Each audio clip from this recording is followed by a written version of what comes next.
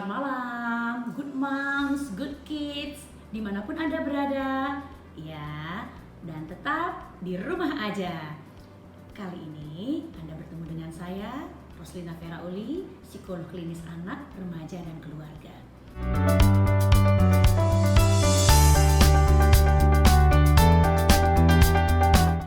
Oke, agar anak tetap fokus saat belajar, bantu mereka ada di setting yang tadi saya sebutkan. Settingnya seperti apa ya? Setting yang ini tadi, ya, bahwa perilaku belajarnya muncul dalam setting yang seperti ini. Apa itu? Yang memang memudahkan anak fokus untuk belajar. Settingnya adalah setting berupa situasi yang senyap, cahayanya cukup, nggak terlalu banyak pernak-pernik, ya, apalagi suara TV. Ingat, anak-anak akan sukar belajar ketika orang di sekitarnya sangat occupied, sangat tertarik dengan TV. Oke? Jadi pastikan ya agar anak tidak teralih dengan suara TV, suara orang menelpon, suara orang main games, atau suara orang masak gitu misalnya ya. Pastikan situasinya atau setting tempat anak belajar betul-betul tepat, nyaman untuk belajar. Oke? Berikutnya lagi.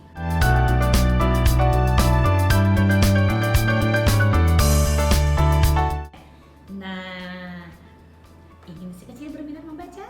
Saya punya satu tips buat Anda. Ini dia.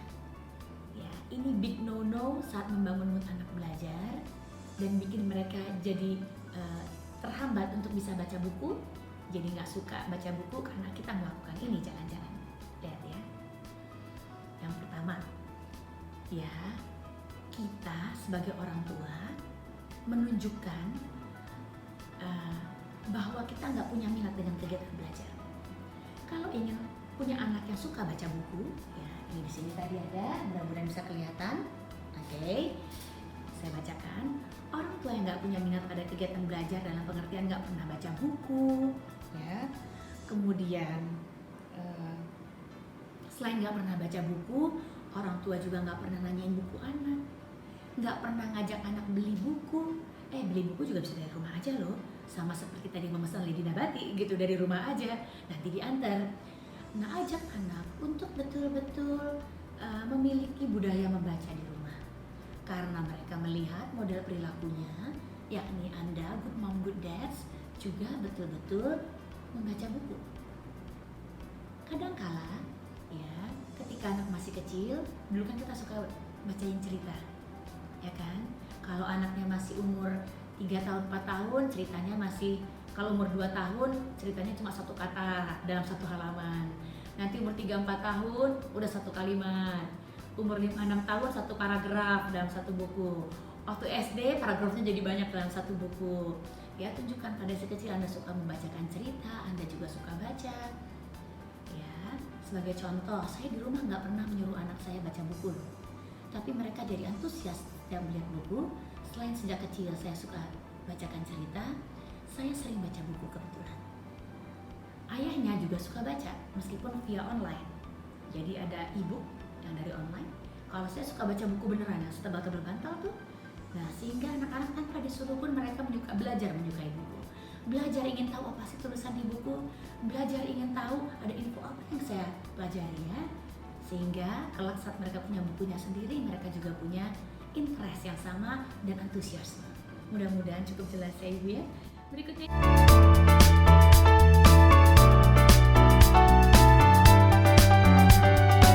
Iya, beberapa good kids kita memang gak nyaman untuk punya kegiatan sendirian. Itu sebab tadi yang seperti saya anjurkan, yuk kita bantu si kecil untuk belajar dengan ditemani agar momen belajar punya asosiasi yang positif dengan ya intimate momen bersama ayah dan bundanya, momen yang romantis bersama ayah bundanya, ya bahkan nyaman banget kalau saya suka nyediain snack di tengah-tengah meja belajar anak-anak rame-rame. Kemudian ya beri pengalaman bahwa dia kompeten, bahwa dia menguasai mata pelajaran tertentu dengan sangat baik, bantu dia melihat itu semua. Oke? Saat mereka kesulitan, bantu mereka untuk memecahkan masalahnya untuk kemudian latih berikutnya tanpa paksa. paksaan, karena bisa saja hari ini mereka gagal menyelesaikannya, namun besok atau lusa atau minggu depan persoalan tadi menjadi kecil buat si kecil Anda. Karena perkembangan otak kita ya nggak pernah ada yang sama, kita nggak pernah tahu kapan aha momennya bagi si kecil. Ya, ketika mereka kesulitan, bantu diarahkan, besoknya kasih latihan lagi dan tiba-tiba mereka mampu mengerjakannya, bahkan kompeten di bidang tersebut. Oke, nah berikutnya lagi.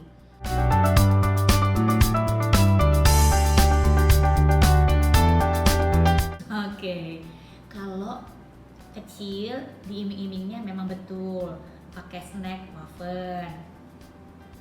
Kalau dia remaja, dia minta bukan snack wafer lagi, mintanya mobil atau mintanya apa gitu misalnya. Ya, jadi saya tidak menganjurkan mengiming-imingi si kecil.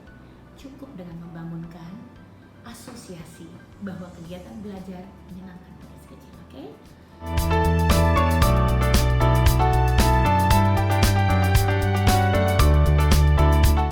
Oh, bisa banget. Ya, kita bisa lompat-lompatan di tempat tidur dulu sebagai pengganti trampolinnya. Ya, kita bisa senam-senaman dulu, lompat tali pakai karet. Oh, ada bisa banyak kegiatan sebelum si kecil mengerjakan tugasnya.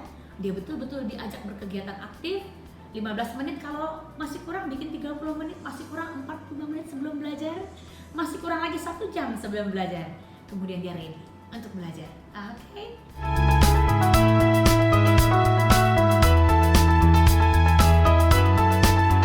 Ya, betul. Itu sebab pastikan kegiatan sehari-hari si kecil ya betul-betul sama. Anak untuk semua kegiatan yang sifatnya biologis seperti bangun tidur, makan, ini kan sebetulnya berkaitan dengan jam biologis. Pastikan jamnya sama, nggak cuma buat good kids, juga good mom and good dad di rumah, oke? Pastikan Anda sehari-hari bangun di jam yang sama, tapi kan libur Mbak Vera. Betul, nanti pagian lagi, ya setelah jam 9, jam 10 Anda boleh tidur lagi kalau masih kurang. Ya, tapi tadi jam bangun tidurnya benar, sama, jam tidurnya juga sama, jam makannya juga sama. Pastikan jam-jam yang sifatnya berkaitan dengan jam biologis disamakan karena ada irama kita secara biologis yang butuh kita bangun. Ya, kesesuaian di otak dan fungsi-fungsi tubuh lainnya. Oke? Nah, mudah-mudahan terjawab. Nah, tadi saya seperti janji saya ada big no-no yang sebetulnya kita nggak boleh lakukan. Ya, ini yang nggak boleh dilakukan pada saat anak mau kita bangun mood positifnya. Yang pertama, maksain belajar. No, jangan maksain anak belajar ya. Ingat kalau ngajak anak belajar diajak.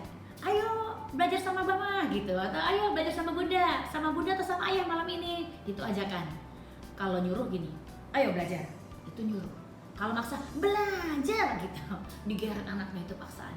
Tidak ada paksaan, tidak ada hukuman dalam belajar karena orang, si kecil, Anda, siapapun sebetulnya belajar secara alamiah karena kita punya dorongan untuk menjadi lebih baik, ingin tahu, ingin eksplorasi. Oke, yang ketiga, nah dilarang untuk menampilkan gaya yang otoriter. Udah nyala-nyalahin, nyuruh, ngeritik lagi. Anak salah dimarah-marahin. Anak baru mau mulai udah dikritik. Cara buka bukunya salah, waduh, berat. Atau dilarang juga untuk abai, nggak pedulian. Big no-no. Ya, yang berikutnya yang keempat, tunjukkan Anda punya minat belajar. Hello, kita suka baca buku loh. Mama suka pengen cari tahu juga di Google loh. Yang kelima, tunjukkan bahwa emosi Anda positif, jangan yang negatif, jangan marah-marah. Kalau lagi stres, mendingan gantian sama ayahnya boleh. Jangan Anda yang turun dulu deh. Saya kalau lagi lelah, sebentar, mama hari ini nggak ngajarin dulu ya, nggak turut nemanin dulu ya. Mamanya nenangin diri dulu. Setelah Anda lebih tenang dan bahagia, Anda turun lagi untuk si kecil Anda. Oke? Nah, ingat, kadangkala emosi Anda menjadi negatif karena jangan-jangan Anda juga punya pengalaman yang negatif tentang belajar. Yuk, kita bikin pengalaman baru tentang belajar, bahwa belajar itu menyenangkan, belajar itu selalu seru. Ya, itulah tips-tips saya malam ini. Saya akan mengumumkan buat Anda, jeng jeng jeng jeng jeng gitu ya. Pengumuman 10 penanya terbaik yang berhak mendapatkan hampers. Tapi sebelumnya saya bacakan satu lagi, boleh, dari Ibu Egi Novita.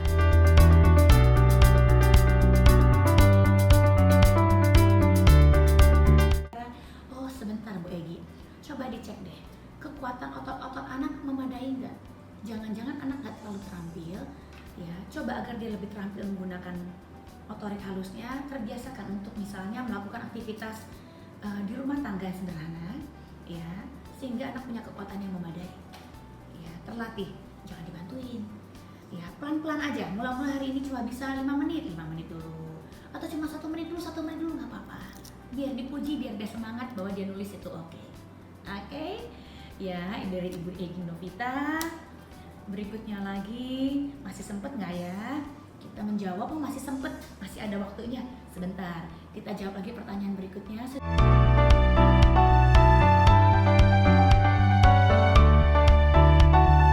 Yang memang tidak kita kasih reward atau hadiah, cukup memberikan reinforcement yang sifatnya sosial, pujian, senyuman dari Anda, atau yang sifatnya emosional, Anda temenin dengan mesra.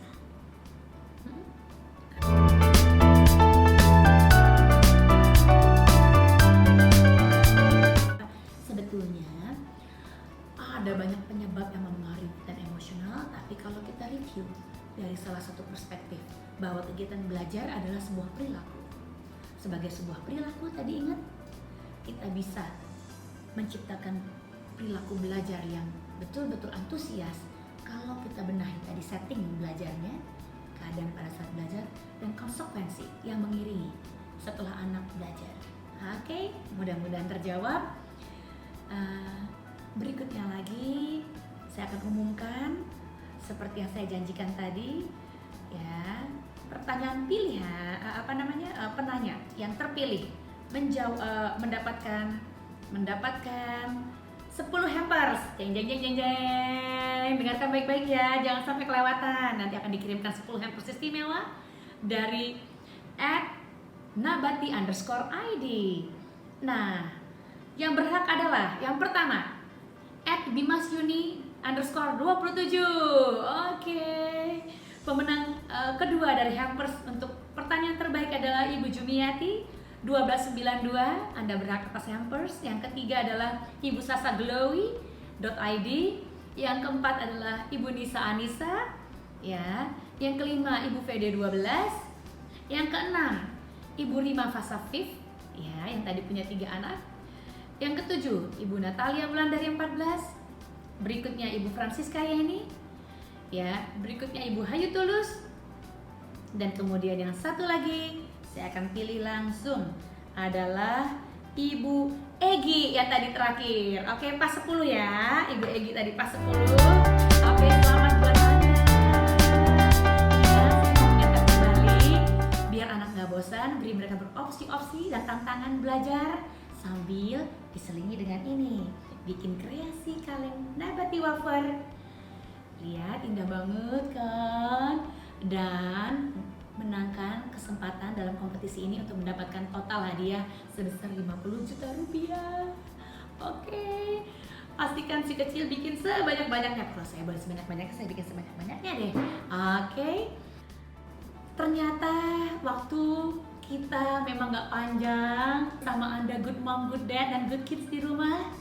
Saya, psikolog anak, remaja keluarga Roslina Firauli, ya, ingin mengucapkan terima kasih Anda telah join di IG Live tentang parenting tips dari @nabati_id.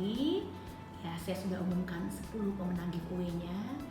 Saya juga sudah mengumumkan tentang kasih info tentang Lini Nabati, dan tadi ada kreasi kaleng nabati untuk memenangkan total 50 juta rupiah. Sampai bertemu kembali dengan saya dalam parenting tips selanjutnya hanya di IG Live @nabati_id. Oke, terima kasih untuk malam yang indah ini. Ya, selamat malam good mom, good dad semua. Ya, sampai bertemu kembali. Demikian tips belajar dan bermain yang baik dari saya untuk Anda semua. Ya, semoga good mom, good dad, good kids bisa menerapkan di rumah selama periode di rumah saja. Selamat malam dari saya, sampai bertemu lagi.